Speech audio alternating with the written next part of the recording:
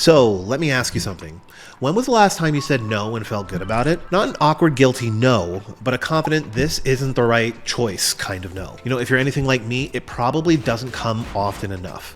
For most of my life, I'd been this serial people pleaser. Saying yes felt like the right thing to do, agreeing to every project, every invitation, every favor. It's what makes you feel helpful, dependable, and let's be honest, liked. But here's the kicker. Every yes comes at a cost. Time, energy, focus. I was constantly running on empty. And for what? To keep other people happy while I was quietly falling apart? Learning to say no wasn't about setting boundaries. It was about taking back control of my life. And let me tell you, it wasn't easy.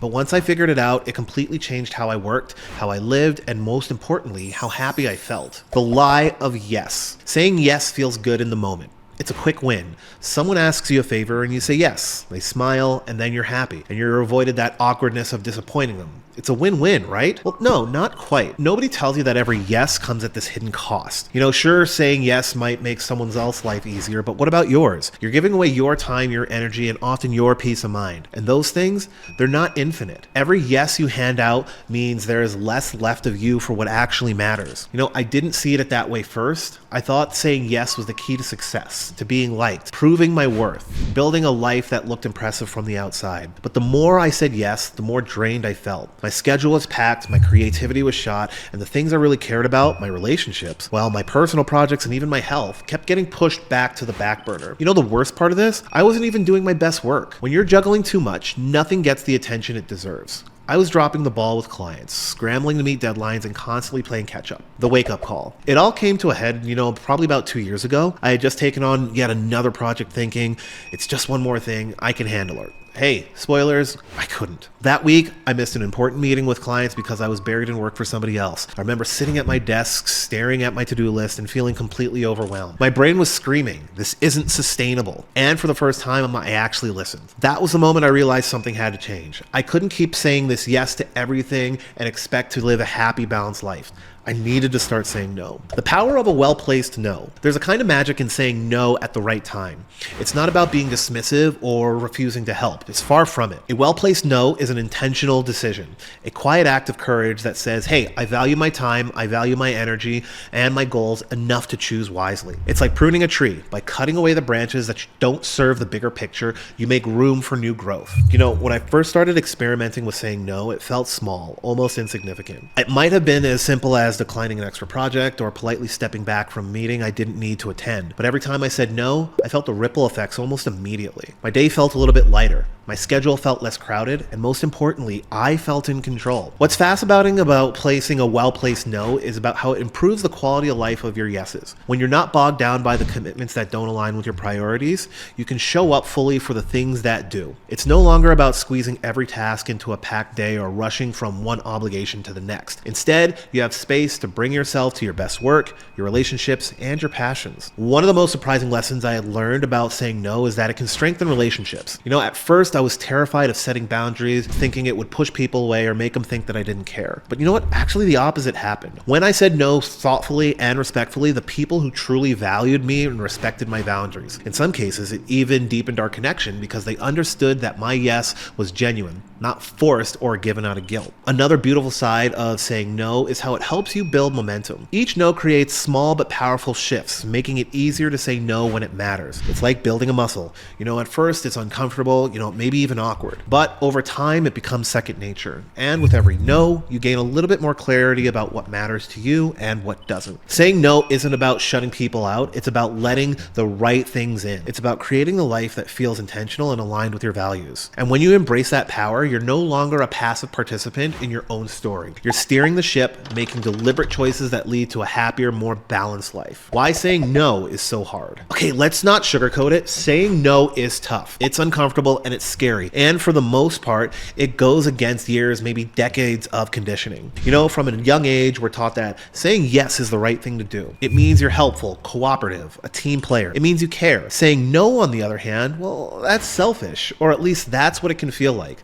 For me, the hardest part of saying no was the guilt. Every time I thought about declining something, my brain brain would go into overdrive. What if they think I don't care? What if they're disappointed? What if this ruins our relationship? Even when I knew deep down that saying yes wasn't the right choice, the fear of letting someone down would, just keep me stuck. Then there's the fear of missing out. What if the thing you're actually saying no to is a great opportunity? What if saying no closes a door you'll never open ever again? And this fear can be paralyzing, especially when it comes to work or career opportunities. I used to say yes to every project, thinking like, if this is the one that changes everything, I'm going to be golden. But all those yeses left me exhausted and unfocused, and none of them ever turned out to be the game changer I had imagined. Another layer of difficulty comes from our relationships. When someone you care about asks you for your help or your time, saying no can feel like a rejection of them, not just their request. It's hard to separate the two, especially when the people you're saying no to matter deeply to you. I've lost count of the number of times I said yes to a favor, an event, or a conversation, not because I had the time or energy, but because I didn't want the other person to feel hurt. And here's the thing, what I've learned. Saying no doesn't have to be harsh. It doesn't have to be a flat out rejection or a wall that shuts people out. A well-deserved no is kind, thoughtful, and clear. It respects both your boundaries and the other person's feelings. When I started framing my no as a way to honor both my needs and theirs, it became a little easier to say. For example,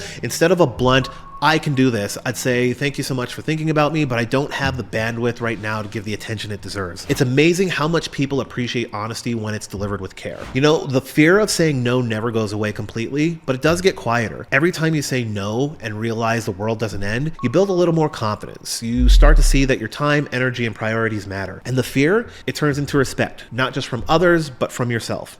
Saying no is hard because it feels like a risk, but in reality, it's an act of self-respect, a way to reclaim your time and energy for the things that truly matter. And the more you practice it, the more you realize that the right people, the right opportunities, and the right moments will always make space for your boundaries. You don't have to do everything to be valued. You just have to show up fully to what matters most. What happens when you start saying no? When you finally start saying no, it feels like stepping out of a cage you didn't realize you were in. It's liberating, but it's also a little disorienting at first. You spent so much time over committing, over promising, and overexerting that the idea of not doing everything can feel strange, even a bit selfish.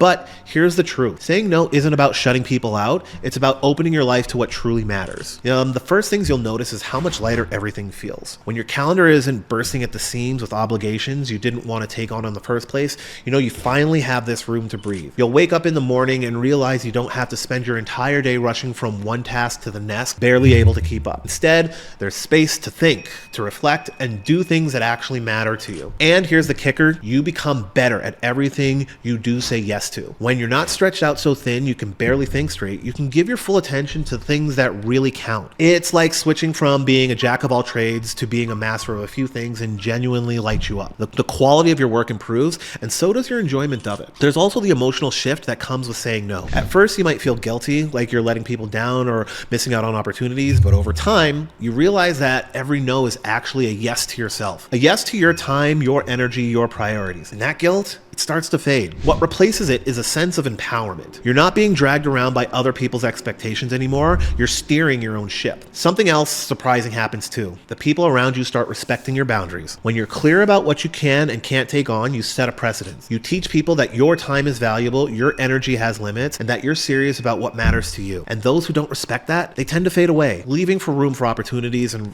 new relationships that actually truly align with your values. Saying no is transformative, not just for your schedule, but for your entire mindset. It's about reclaiming your life one decision at a time. The more you practice it, the easier it gets. Simplifying my workflow. Once I started saying no, I realized something important about setting boundaries is only half the battle. If your workflow is chaotic and full of unnecessary stress, it's hard to feel like you've made any real progress. Even with fewer commitments, I found myself drowning in the day-to-day grind. Emails, invoicing, file transfers, all the little admin tasks that pile up faster than you can tackle them. That's the realization of a wake-up call I had. I realized I needed to simplify not just my commitments on how I worked. I also started looking for ways to streamline processes that were actually eating up my time. That is the core of where Blakebill comes around. Let me paint a picture for you. Before Blakebill, delivering a project to a client felt like running a marathon. I'd finish the work, I'd send the emails with the file attaches, and then I'd wait, and then I'd wait, And then I'd wait. Payments would trickle in days, weeks, later, and sometimes I'd have to follow up multiple times just to get what I was owed. It was frustrating, it was time consuming, and honestly, it was demoralizing. But you see here, with Blakebill, everything changed. Now I upload the finished work directly to the platform, and my client gets a notification to download it. The moment they do, I'm paid instantly. No waiting, no awkward reminders, no wondering or if the money will show up in my account. It's a simple concept, but it completely transformed how I handle client work. You know, with that one piece of the puzzle solved, I had suddenly had more bandwidth for everything else. Instead of stressing about payments or logistics, I could focus on the creative side of my projects, the part that actually brings me joy. You know, and the best part, my clients appreciated the simplicity too. They didn't have to dig through emails for attachments or deal with clunky payment systems. It was a win-win. Simplifying my workflow wasn't just about saving time, it was about creating space. Space to think clearly, to approach my work with fresh energy, and finally enjoy the processes of instead of just rushing through it. It made me realize how much of our stress comes from systems that don't work, from processes that waste our time and sap our energy. When you simplify your workflow, you're not just making your job easier, you're making life easier. You're removing the unnecessary friction that holds you back from replacing it with systems that support your goals. It's like clearing out a cluttered room and finally being able to see what's important. And for me, that clarity made all the difference. Saying no and simplifying how I work didn't just help me reclaim my time, it helped me rediscover my love for what I do. It gave me the freedom to focus on what matters the most, both in my work and in my life. And at the end of the day, isn't that what we're all really looking for? A little more freedom, a little more joy, and a whole lot less stress. Big takeaway. Learning to say no isn't about being selfish, it's about being intentional. It's about understanding that your time and your energy are limited resources and choosing to spend them wisely. It's about protecting what matters most, whether that's your work, your relationships, or your well-being. You know, for me, saying no was the first step towards a life that felt balanced and fulfilling. It allowed me to focus on the projects and the people that brought me joy. It gave me the freedom to create without constantly feeling rushed or stressed. And it reminded me that happiness doesn't come from doing everything, it comes from doing the right things. So again, if you're feeling overwhelmed or stressed, if your plate's too full, or if you're constantly saying yes when you really want to say no, here's my advice. Start small. I say no to one thing a day. See how it feels. And remember, every no you say to someone else is a yes to yourself. And when it comes to simplifying your life, don't forget to look out for tools that can help. And for me, creating Blakebill was one of those tools, a simple, effective way to cut out the busy work and focus on what really matters. Because at the end of the day, your time and energy are too valuable to waste on things that don't align with your goals. Start saying no and see how your life changes.